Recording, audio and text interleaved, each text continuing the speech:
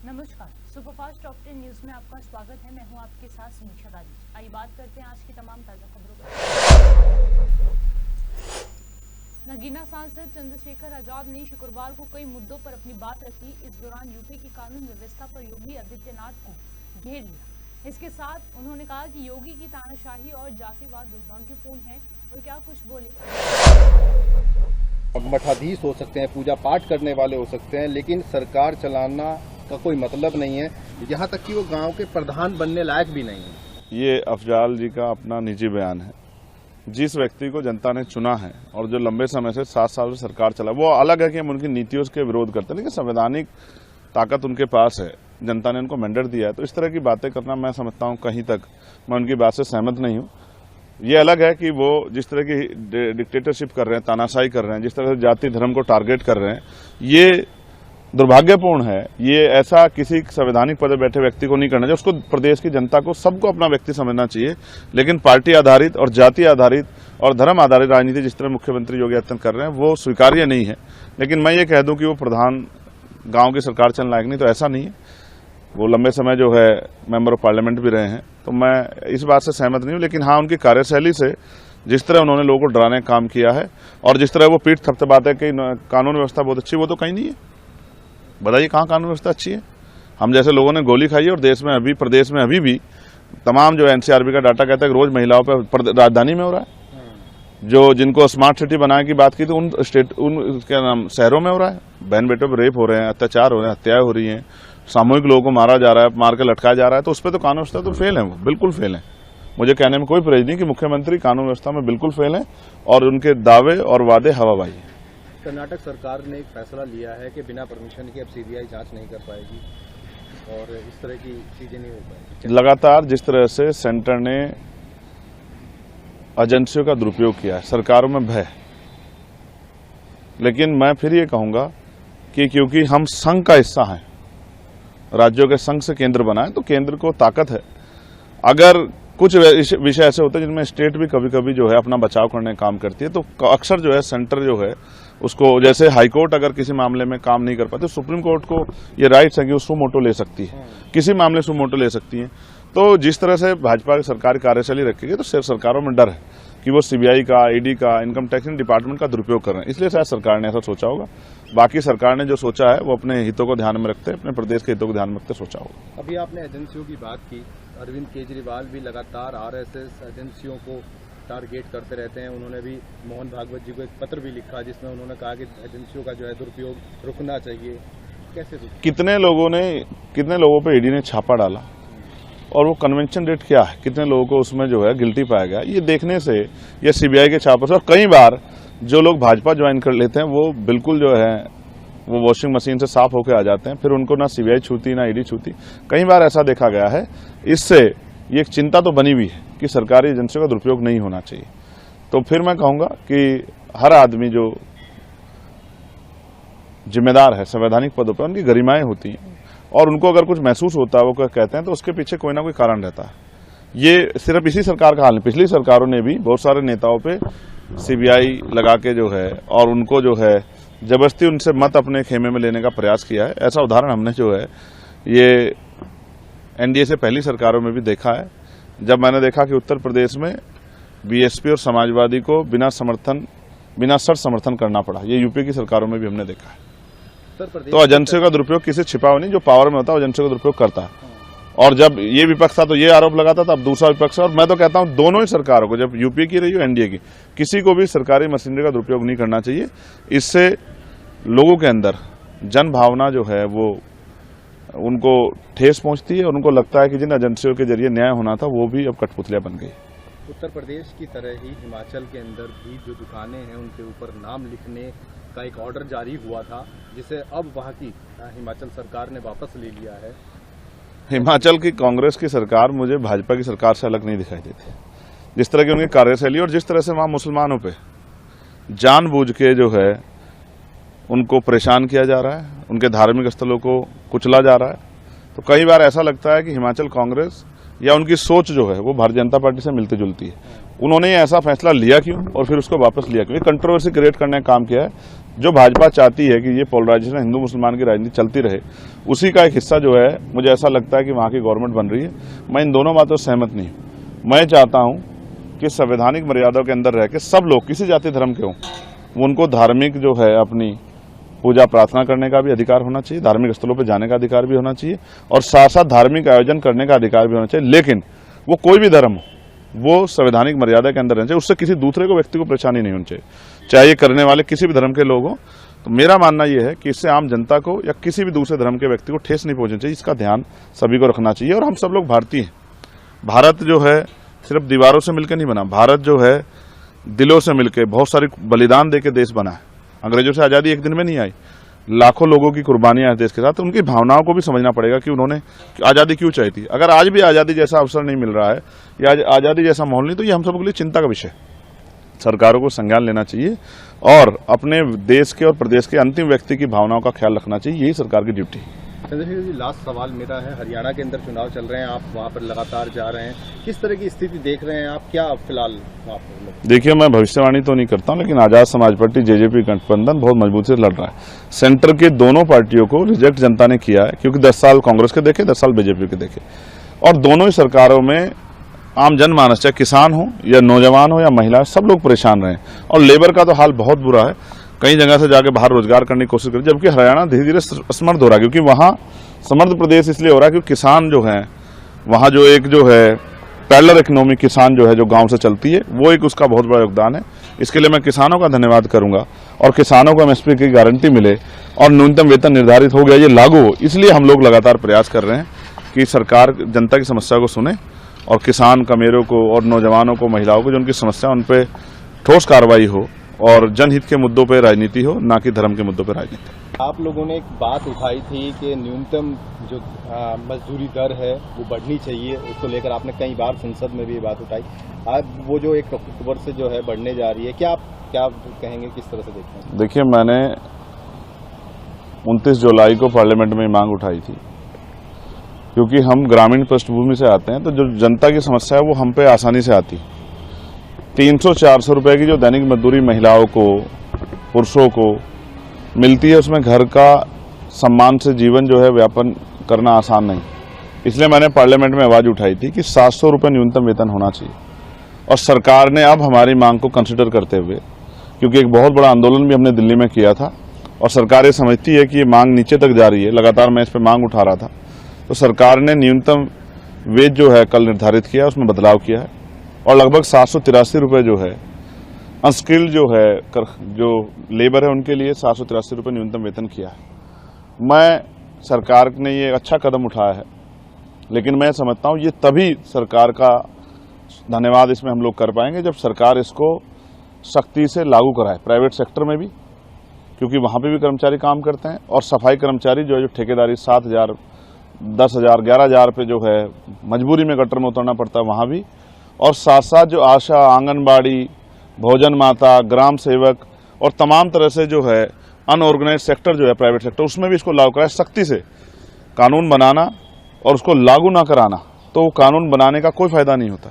तो ये लागू हो और इसका लाभ आम आदमी को मिले। लगातार हम इस मांग को उठा रहे थे। खेतों में जो लोग मजदूरी करते हैं, मैं जब गया देहात में, मैंने इसलिए उठाई कि मुझे उन्होंने बताया कि 250 रुपये में काम करना पड़ता है, 200 रुपये में काम करना पड़ता है 8 घंटे, जबकि कॉन्स्टिट्यूशन तो ये कहता है समान काम समान वेतन।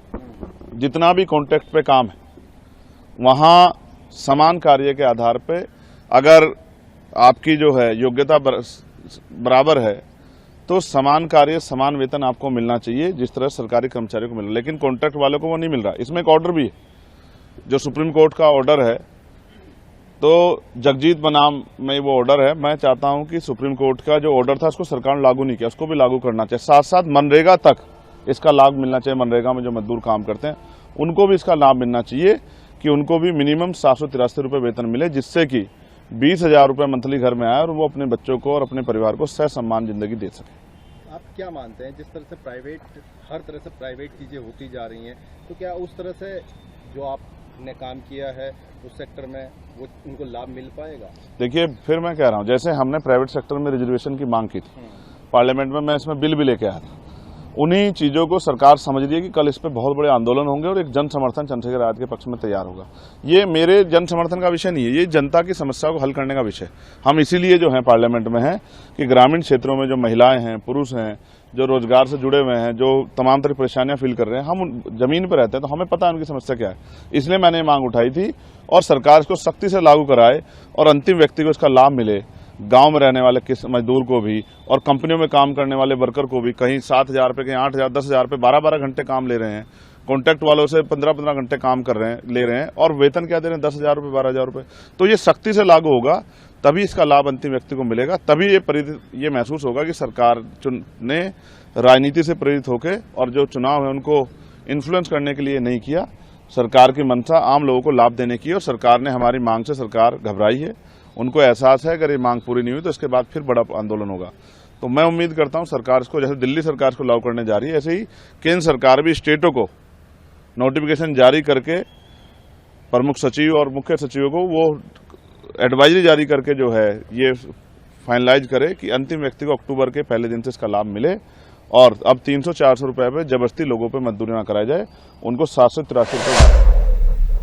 बीजेपी नेता गौरव भाटिया ने कहा कि सबसे प्रमुख बात यह है कि हरियाणा की जनता अब ये कह रही है कि भारतीय जनता पार्टी की सरकार हरियाणा में बनानी और आएगा अगर राहुल गांधी तो लगाएगा भ्रष्टाचार की आंच।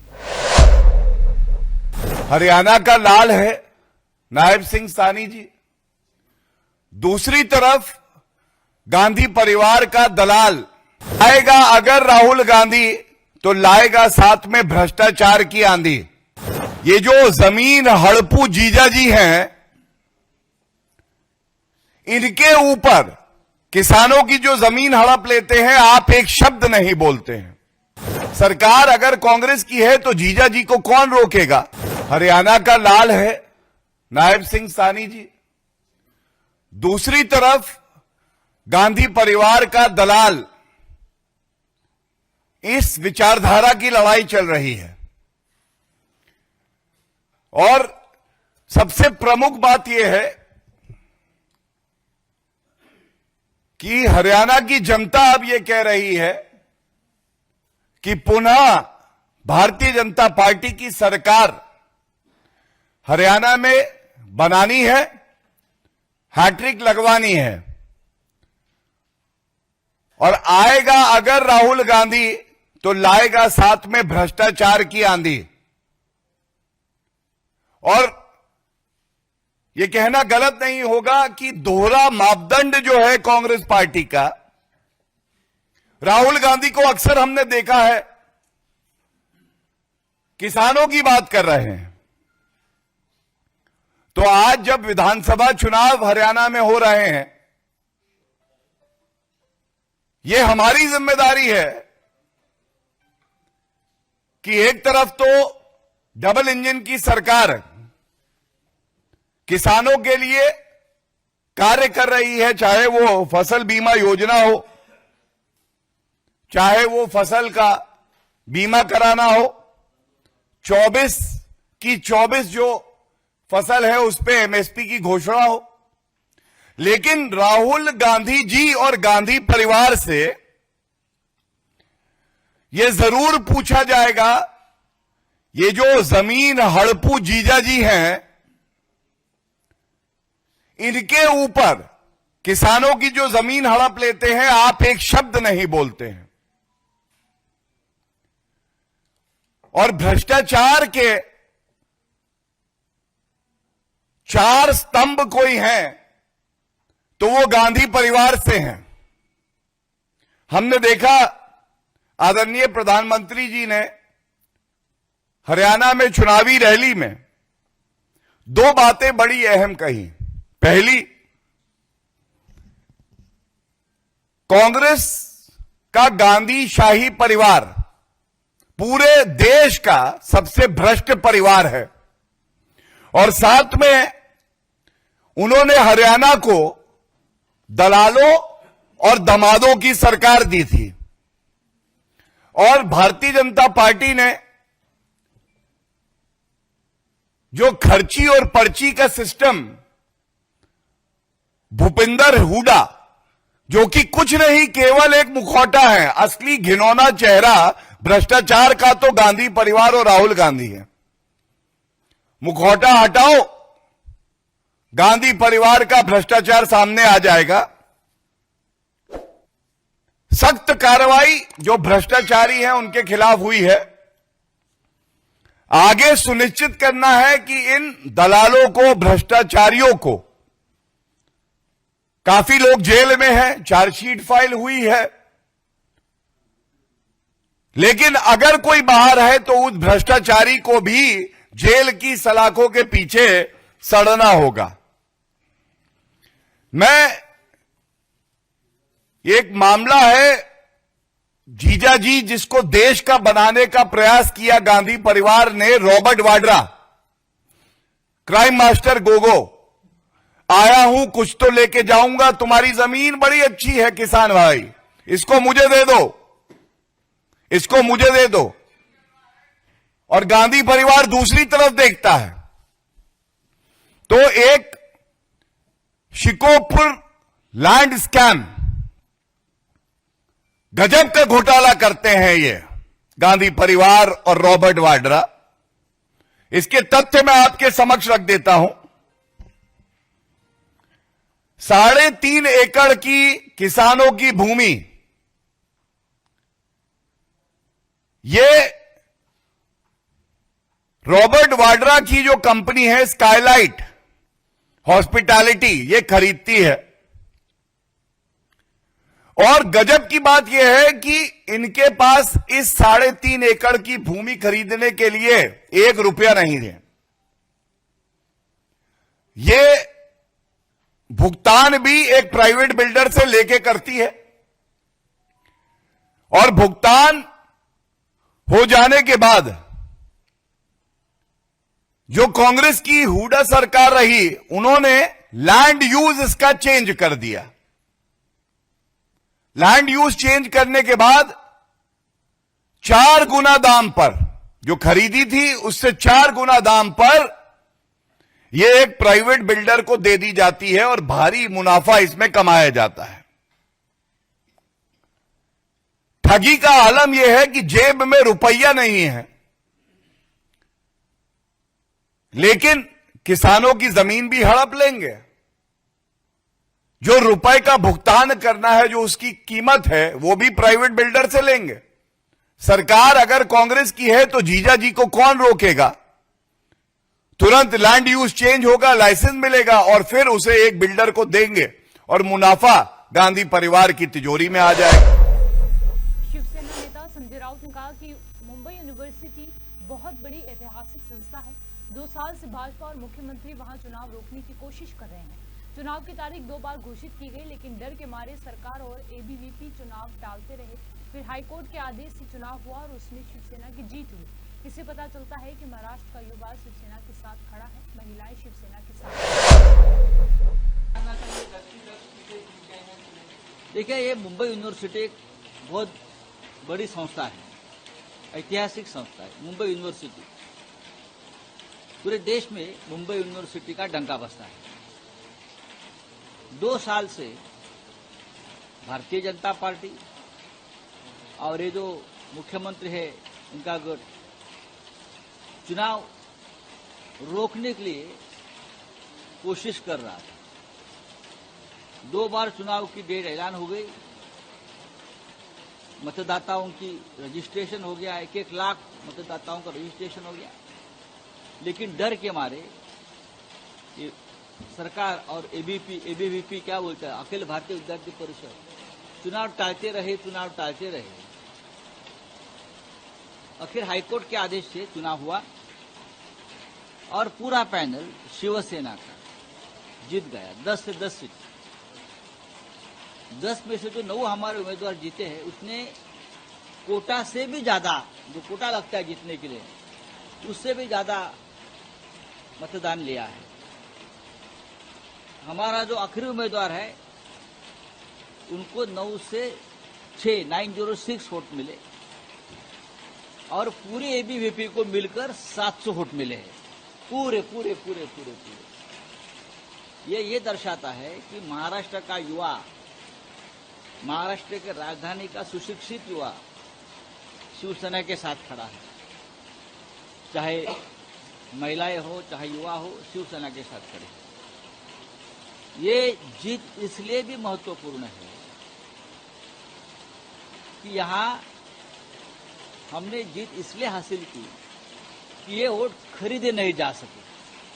सुशिक्षित मतदाता, तो एबीवीपी हो, भाजपा हो या शिंदे के लोग हो, जो वोट खरीदने में विश्वास रखते हैं, ये वोट खरीदे नहीं गए जा सकते। बहुत पक्के वोट होते हैं, सुशिक्षित वोट है। और दूसरी बात है, ये ईवीएम पे नहीं वोटिंग होता है, ये बैलेट पेपर पर होता है, तो वहां भी गड़बड़ नहीं कर सकते। तो मुंबई यूनिवर्सिटी यानी मुंबई के ऊपर फिर एक बार शिवसेना का भगवा लहराया है। उससे पहले ग्रेजुएट जो हमारी कॉन्स्टिट्यूएंसी है वहां भी हम जीत गए, और फिर एक बार मुंबई यूनिवर्सिटी में जीत गए। अब ये शुरुआत है। तो सूत्र बता रहे हैं, नेम प्लेट के मसले पर राहुल गांधी से इमरान ने मुलाकात की थी। इमरान ने हिमाचल के मसले पर नाराजगी जताई है। सूत्रों के मुताबिक फिलहाल इमरान प्रतापगढ़ी को इस मुद्दे पर चुप रहने को कहा, जिससे विवाद न बढ़े। उनसे कहा गया कि इस मुद्दे पर डैमेज कंट्रोल के लिए प्रभारी राजीव शुक्ला के बयान को पार्टी का बयान माना जाए। विक्रमादित्य को तलब करके उनको फटकार भी लगाई गई और सफाई देने को कहा गया है। इसलिए ही राजीव शुक्ला से मुलाकात के बाद विक्रमादित्य ने मीडिया को बुलाकर सफाई दी और अपने बयान से पलट गए। फिर राजीव शुक्ला ने भी पार्टी का अधिकारी पिछली 12 अगस्त को 15 वर्षीय नाबालिग लड़की से कुकर्म के आरोप में पुलिस में नवाब सिंह यादव को गिरफ्तार किया गया था, जिसमें बीजेपी ने मुद्दा बनाते हुए अखिलेश यादव का करीबी बताया था। हालांकि सपा ने भी इस पर स्पष्ट कर दिया था, लेकिन अब इस मामले में नवाब सिंह यादव पर यूपी पुलिस ने और भी ज्यादा सख्त एक्शन लिया है। पुलिस ने आरोपी के खिलाफ गैंगस्टर एक्ट में भी मामला दर्ज। जेल में बंद सपा विधायक जाहिद बेग के आलीशान मकान से जुड़ी एक बड़ी खबर सामने आई है। दरअसल सपा विधायक जाहिद बेग के भदोही में तालाब को पाट कर बने मकान में जांच की गई, जिसमें कब्जे की बात सामने आई है। अब आगे की कार्यवाही करते हुए जिला प्रशासन नोटिस जारी कर जल्द ही कब्जा खाली करवाने का काम कर सकता है। आई खबरों के मुताबिक जाहिद बेग का मकान जांच में निजी तालाब की जमीन पर बना पाया गया है। जिलाधिकारी ने कहा कि मामला न्यायिक प्रक्रिया में है, जो तत्व सामने आएंगे उसी के अनुसार आगे की कार्यवाही। उत्तर प्रदेश के मुरादाबाद स्थित ठाकुर द्वारा इलाके में एक ग्रामीण की मौत के बाद बवाल हो गया। इस दौरान गुस्साई भीड़ ने पुलिस वालों की पिटाई कर दी। उनका आरोप है कि ट्रैक्टर ट्रॉली से अवैध वसूली करने के चक्कर में पुलिस वालों ने उसका पीछा किया। इस दौरान उसकी जान।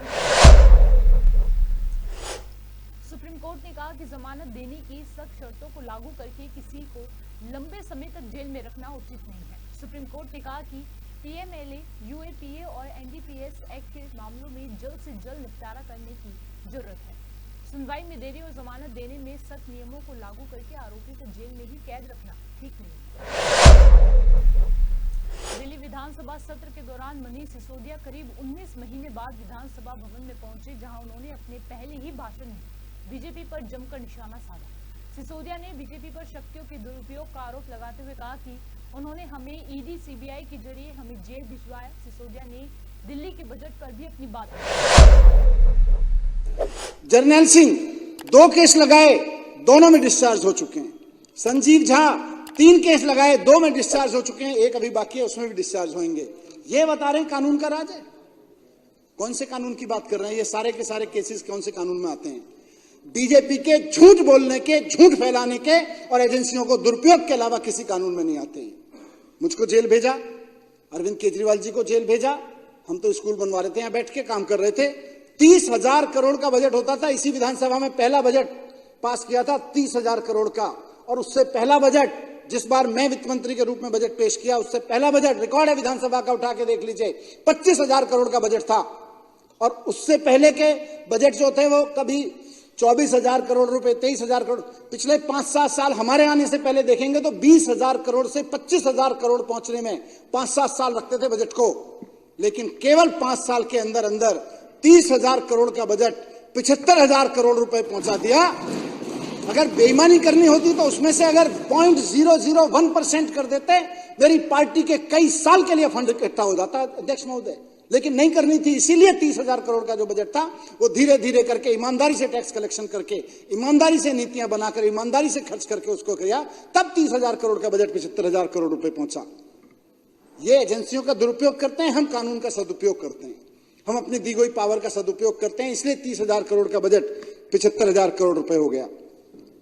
और झूठे आरोप लगाते हैं। फिर मैं इन केसेस की डिटेल में नहीं जाऊंगा तो एक एक एमएलए खुद बता सकता है कि किस किस तरह से लगाए थे। मेरे ऊपर जो सबसे संगीन आरोप लगाया गया, मैं उसके ऊपर बात करना चाहता हूं 2 मिनट अध्यक्ष महोदय, आपकी अनुमति से। इन्होंने मेरे ऊपर आरोप लगाया। कौन सा आरोप? बात तो कह रहे थे भ्रष्टाचार की, लेकिन आरोप कौन सा लगाया? जो आतंकवादियों की फंडिंग और ड्रग माफिया की फंडिंग के ऊपर कानून लगाए जाते हैं, वो मेरे ऊपर लगाए। मैं आतंकवादी हूं? मैं ड्रग माफिया की फंडिंग करता हूं? क्या अरविंद केजरीवाल जी आतंकवादी हैं? अरविंद केजरीवाल जी ड्रग माफिया की फंडिंग करते हैं? हमारे ऊपर आरोप लगाए जा रहे हैं कि मतलब जो कानून दुनिया भर में बनाए गए इसलिए कि आतंकवादियों की फंडिंग रोकनी है, आतंकवादियों के फंडिंग करने वालों के ऊपर लगाए जाते हैं, ड्रग माफिया की फंडिंग करवाने वालों के ऊपर लगाए जाते हैं। वो कानून मनीष सिसोदिया के ऊपर लगाए जा रहे हैं, वो कानून अरविंद केजरीवाल जी के ऊपर लगाए जा रहे हैं ताकि जमानत ना मिल सके। आरोप कोई भी ऐसे ही लगा दो, उसके बाद कानून की धाराएं ऐसी लगा दो आतंकवादियों वाली, ड्रग माफियाओं वाली, ताकि जमानत ना मिल सके, और फिर यहां होके बोले जमानत। तो अध्यक्ष महोदय,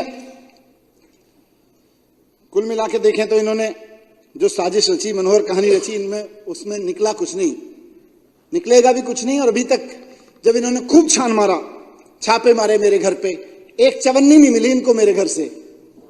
सीबीआई वाले भी दुखी होके गए, जी क्यों पूरा दिन लगा दिया आपके घर पे। फिर इनको लगा नहीं उसके लॉकर में कुछ होगा, लॉकर में पहुंच गए सीबीआई वाले। इन्होंने उसको कहा सीबीआई वालों को, लॉकर में छान के आओ, लॉकर में रखा होगा, 2 साल से लॉकर खुला नहीं है इसका, जरूर लॉकर में कुछ होगा। लॉकर में भी निकला झुंझुना, बच्चे का झुंझुना निकला, चांदी का। इजराइल ने लेबनान में 27 सितंबर को बड़ी स्ट्राइक की थी, जिसका वीडियो भी इजराइल की डिफेंस फोर्स ने जारी किया था। ये attack Israeli PM Benjamin Netanyahu के संयुक्त राष्ट्र महासभा में भाषण देने के चंद मिनटों के बाद हुआ। इजराइल की माने तो इस हमले में हिजबुल्लाह चीफ हसन नसरल्लाह की मारा गया था। आईडीएफ ने कहा कि कुछ ही क्षण पहले इजरायली रक्षा बलों ने हिजबुल्लाह आतंकवादी संगठन के केंद्रीय मुख्यालय पर सटीक हमला किया। हमारे लोगों की रक्षा के लिए आवश्यक कार्यवाही की ताकि इजरायली परिवार अपने घरों में सुरक्षित और संरक्षित रूप से रह सके। सुपरफास्ट टॉप 10 न्यूज में आज के लिए सिर्फ इतना ही। देश और विदेश की तमाम बड़ी खबरों से जुड़े रहने के लिए देखते रहिए पॉपुलर टीवी। धन्यवाद।